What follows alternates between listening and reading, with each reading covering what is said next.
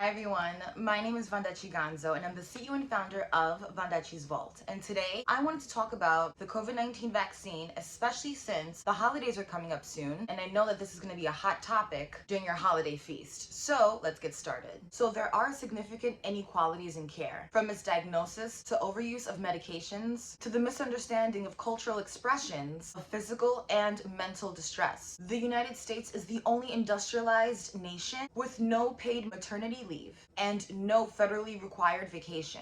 And for African Americans, the never-ending onslaught of stress from systemic and personally experienced racism and discrimination, both at the macro and micro levels, exacerbates what regular life in America brings. Now, there's a strong relationship between socioeconomic status and health outcomes, such that people at the lower end, people in poverty, tend to have poorer health outcomes and tend to have fewer resources for dealing with stressors of life. Now, according to the National Poverty Center, poverty rates for African Americans greatly exceed the national average. And poverty rates are highest for families headed by single women, particularly if they are Black or Hispanic. Now, access to testing and screening is a central point of contention when thinking about containing and treating COVID-19. Often, communities are not equipped with adequate facilities and services. Having to seek treatment outside of the place where you live is an added barrier and provides for yet another layer of issues related to time, work,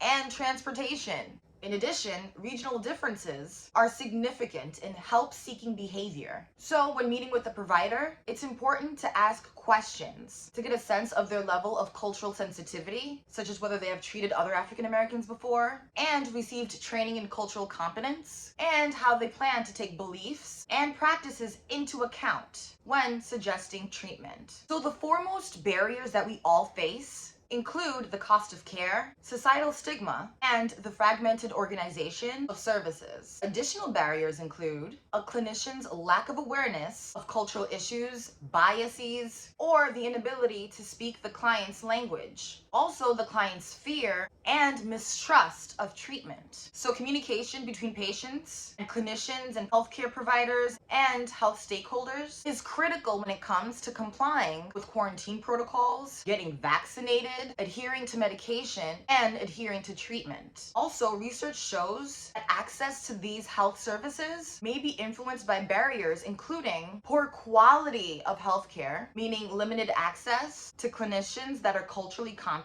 and cultural matching, which is essentially limited access to working with minority clinicians. Now, the way coronavirus is defined by the US government has been ever-changing since it's been identified. And subgroups of geographical communities have different views about the information that's being communicated to them. With the plethora of platforms and opportunities to give, share, and receive information, we have to ensure that the facts are adhered to, especially when it comes to the government, the scientific field, and the medical field.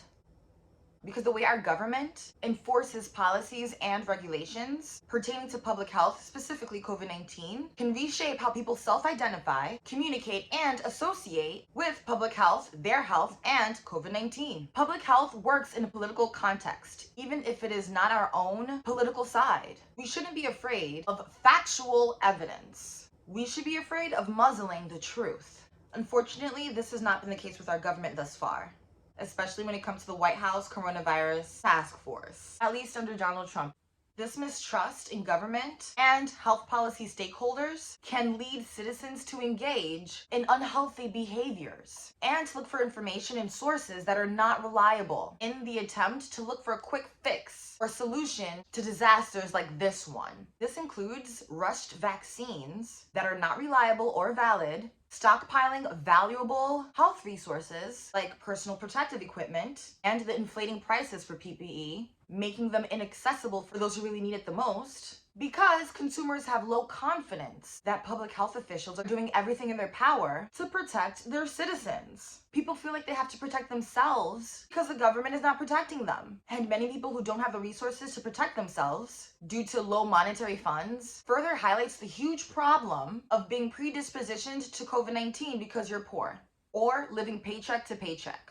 Public health stakeholders have the power to ensure that hospitals are actually enforcing defense measures against COVID-19. and to make sure that people are abiding by the social distancing guidelines. They can ensure that health workers have the appropriate equipment and the proper instruments to treat and deal with people that are affected and diagnosed with COVID-19. Now, with that being said, vaccines do save lives. However, they don't always outweigh the symptoms of acquiring or living with a disease. And sometimes vaccines are more detrimental than the disease itself. So this makes it imperative to base public health policies on scientific facts and not on swayed political rhetorics.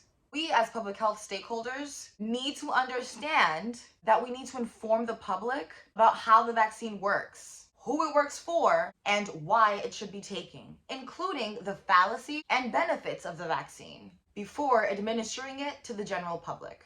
So thank you so much for watching this video on my perspective on the COVID-19 vaccine. If you would like to watch other witchy wellness videos on public health, and Black Girl Magic, please go to my website. It's www.vondechii.com. Thank you so much for watching, and I'll see you there. Bye.